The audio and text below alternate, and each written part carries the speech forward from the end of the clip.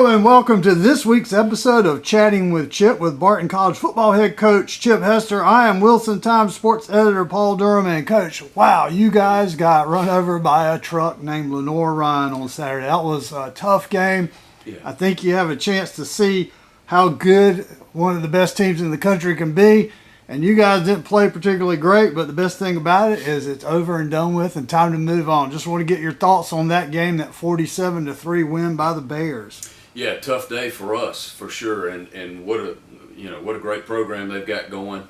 Coach Jacobs does a great job. They got good players, well coached, and I don't think we played our best, and that's not a great combination. You know, we've got these things that are so critical to our success. Or can you run the ball and can you outrush that opponent? We didn't do that. We turned the ball over early and had issues there, and just got outplayed, got outcoached. I don't think our guys, and I blame myself for not having our guys exactly ready to go, and so I'm frustrated, and I think each of us have to look in the mirror and see what we can do better this week, and that's always our thing. How can we get better? And so it was a tough day. It's no fun to lose, but I told our team, you can't do anything about that one. You've got to move forward.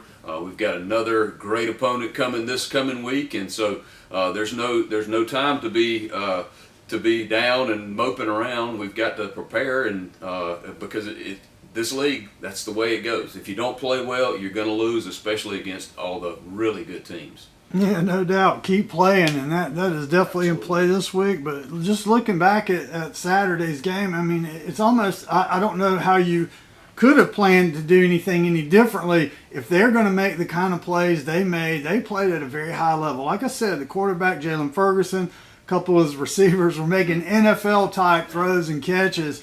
And, when that happens, you just kind of have to just suck it up and do the best you can. But I just don't believe there in every game 44-point difference between those two teams. But it just goes to show how vastly different things can be in the South Atlantic Conference. Saturday just wasn't y'all's day, but it really was Lenoir-Rhyne's day. Yeah, I think Coach Jacobs has said that was the best that his team played, and I agree. I mean, they were on top of it.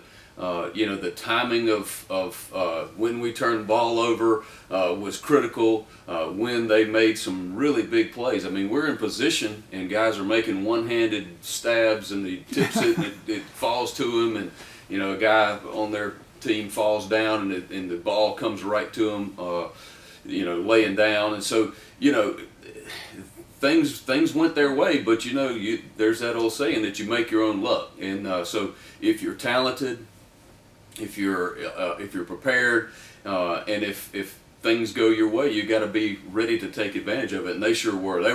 They were solid. We knew going into it how tough they were, and they were that tough. But I'm frustrated because I don't think we showed what kind of football team we really are. We just we couldn't get things going. We have some mistakes there that that stall a drive. We have to settle for 3. And that's not a good sign. You need to get 7 against good teams like that when you get down in the red zone. And then, we couldn't get stops, and it was a total beatdown. I mean, we got beat up in all phases, and all you can do is tip your hat to your opponent and try to look at yourself and see what you can do better for the next week. And that's what we've been trying to do this week. Yeah, I think there's very few things went right for you guys. I think you only had 2 penalties for about 20 yards. That was not bad. But by far the biggest thing, you guys did not have any injuries or any notable ones or any guys lost. And a lot of times in those blowout losses, the old add insult to injury, add injury to insult. That didn't happen, so that's a blessing. Moving forward, this week, man, Wingate comes in. They came here a couple years ago, and probably maybe still the biggest win you guys have had. I think they were 5th ranked or 8th ranked or whatever. They were top 10 for sure. At the time, you guys beat them over here in overtime. Went down there last year, lost to them. But this is, I mean, look, as we talked about, you guys can still do a lot of things, but you can't really lose any more games, or certainly not more than one more at the most. You got to win Saturday. You kind of backs against the wall, which is, I guess, where you should be every week. Yeah, that's it's coach speak, and I talk about it all the time. But really, what's down the road ahead of us is really inconsequential to us, because we've got to worry about the next play. And we'll talk with our team this Saturday about winning the moment. That's something that Kirby Smart talks about with the team from Georgia, and we've got to be in this moment, and we can't worry about even the scoreboard on Saturday. We've got to worry about the play that's ahead of us, and so that's where our focus needs to be. And I think when you start getting outcome oriented, where it's all about the outcome, you forget that you've got to do these certain things a certain way in order to get those outcomes. And so again, we want to practice the right way. We want to play the right way. We want to be locked in the right fashion. And so there's so many little things that you've got to do, and do it properly. And then you got to get the ball to bounce your way a little bit. This past Saturday, Lenoir-Rhyne created some luck because of how they played. They created a couple turnovers. They put some pressure on us. They did some good things offensively and defensively, and even special teams. I thought we maybe were a draw in special teams, but we've got to play better this week against Wingate. Wingate's a good football team. They were picked towards the top of the conference. They're always good. Great program. Again, traditional powerhouse. Coach Wright knows exactly what he's doing. His staff has been in place for a long time. So we've got our work cut out for us this weekend.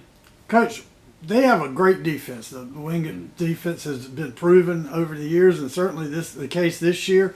Lenoir-Rhyne had a great defense. What did you learn? What can you take from that experience last Saturday into this week, aside from what you already knew? Don't turn the ball over. Right. Yeah, I think that's a key every week for us, is winning the turnover battle. And I think, again, you talk about keys to winning and losing. We need to create more turnovers. We've got to find ways to put pressure on opposite quarterbacks and create some turnovers. That's something that's needed. You lose the turnover battle, and you don't give yourself a chance to win. But yeah, I think every week in this conference, from Mars Hill to Tusculum, Newberry had great athletes up front. I thought Lenoir-Rhyne was outstanding on defense, and these guys this week, it's the same thing. They've got good size up front. They've got some ends that are good pass rushers. They've got good guys in the secondary, some length on the outside, and some speed in the middle. So we've got our hands full. There's no question. I think their scheme is a little different than Lenoir-Rhyne's, and so you've got some different scheme things that we'll try to attempt to do. But again, what I've told our guys this week is it's us versus us. We need to be, we need to find ways to be the best version of ourselves, and put the pressure on our opponent as opposed to getting just inflicted on us. And so that's what we're worried about. As much as you've got to scheme, this corner likes to do this, or this quarterback likes to do that. We've got to worry about what we're doing and make sure we're fundamentally sound and executing at a high level. That's how you win football games. Absolutely. And Coach, you guys have played Lenoir-Rhyne and you've never beaten them. And truthfully, I've talked about this. Lenoir-Rhyne has beaten Atlantic Christian College / Barton College every era of football. Lenoir-Rhyne has been good in football for a long time. Let's face it, back in the 20s, the sports editor of the Wilson Daily Times was writing that everybody knew Lenoir-Rhyne was the better team because they really have been good in football. And going up there in Rhett Stadium on Saturday, what a beautiful place. It's enclosed. It's like a small, like Division I type college atmosphere. Kids lining the walls. It's a tough place to win. Now you guys get to experience that at home this week. Yeah. How excited are these guys this week at practice? When you go on the road in a tough environment, you got to be happy to come back home. Our guys are excited about being back home. We've had a great environment at our place, and I think again, as you look at teams you play, you've got some really good programs that you can hope to emulate. I think Lenoir-Rhyne has done a great job with the community of Hickory, and they support that team, and they've committed to it.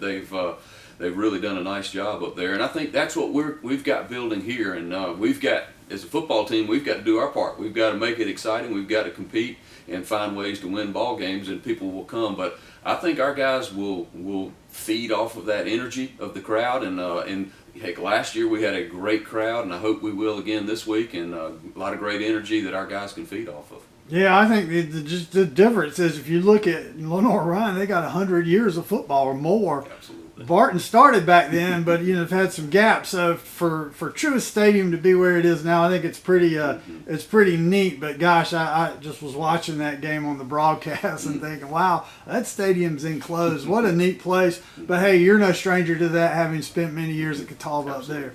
Well, coaches, now we're going into the home stretch of the season, and like you said, this is a big win for you guys.